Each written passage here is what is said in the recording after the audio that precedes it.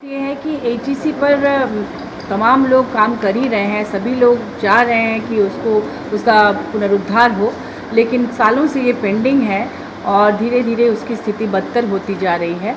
राज्यसभा में मैंने पहले भी एचईसी मुद्दे को उठाया था, लेकिन उसके बाद भी कोई पहल नहीं की गई सरकार द्वारा।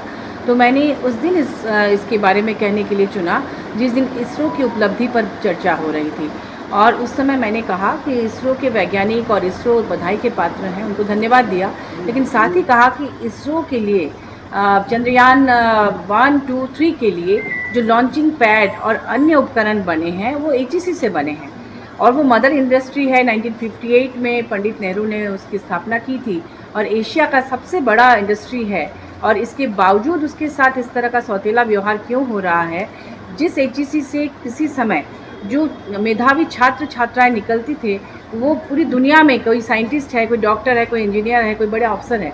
अभी जो हालत है कि तनख्वाह नहीं मिलने की वजह से बच्चों का नाम स्कूल से कट रहा है, वो चाय बेच रहे हैं, अखबार बेच रहे हैं, इडली बेचकर वो ऑफिस जा रहे हैं ताकि उनकी हाजिरी बनी रहे, और उनका सेंटिमेंट जुड़ा हुआ है उससे। और इतना बड़ा इंडस्ट्री क्यों, आखिर केंद्र सरकार प्रतिमा पर, इतने बड़े बड़े स्टैचू पर करोड़ों रुपए खर्च कर रही है। ठीक है, स्टैचू बनाइए, लेकिन एक जीवंत लोगों के द्वारा संचालित इतनी बड़ी इंडस्ट्री में आप इन्वेस्ट नहीं कर सकते हैं।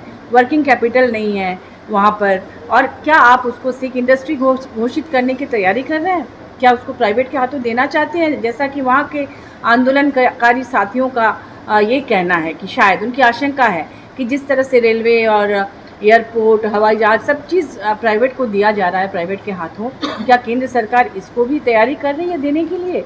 ने कहा है, अनुरोध किया है कि सबसे पहले तो वहाँ के ऑफिसर्स, वर्कर्स और जितने भी कर्मी हैं उनको उनका बकाया वेतन दिया जाए, और फिर उसके पुनरुद्धार की व्यवस्था की जाए, क्योंकि एचईसी के पास ज़मीन है करोड़ों की, जिस पर बड़े बड़े सरकारी प्रतिष्ठान बने हुए हैं, तो आखिर उसकी जर्जर स्थिति क्यों रहेगी?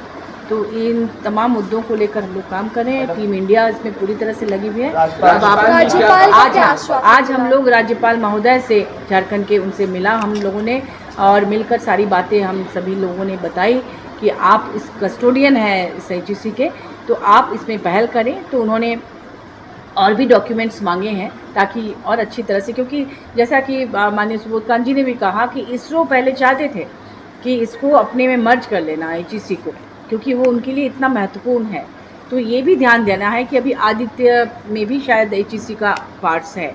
आगे भी 2047 तक भारत को हम लोग एक विकसित देश के रूप में लाना चाह रहे हैं, तो इसमें एचईसी की बहुत बड़ी भूमिका हो सकती है, और यही विश्वास दिलाना है केंद्र सरकार को, और उसको प्राइवेट के हाथों में नहीं जाने देना है। मैं ये कह सकता हूँ कि 1 घंटा बात आपने देखा होगा जो उनके साथ, और बहुत मुद्दे पर, सारे मुद्दे पे बात, सारी परिस्थिति पे बात। एक तो जैसा कि कहा गया कि कोई शॉर्ट डॉक्यूमेंट सपोर्टिंग दीजिए, जिससे उनको रिकमेंडेशन करने में उन्होंने साफ कहा कि प्राइम मिनिस्टर को हम रिकमेंड करेंगे, ये कहा।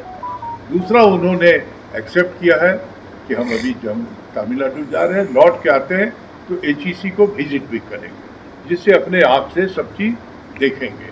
तो मैं समझता हूँ कि जो हमारी डेलीगेशन की जो बातें हुई है, वो गवर्नर साहब के एटीट्यूड से बहुत पॉजिटिव बात है, बहुत पॉजिटिव।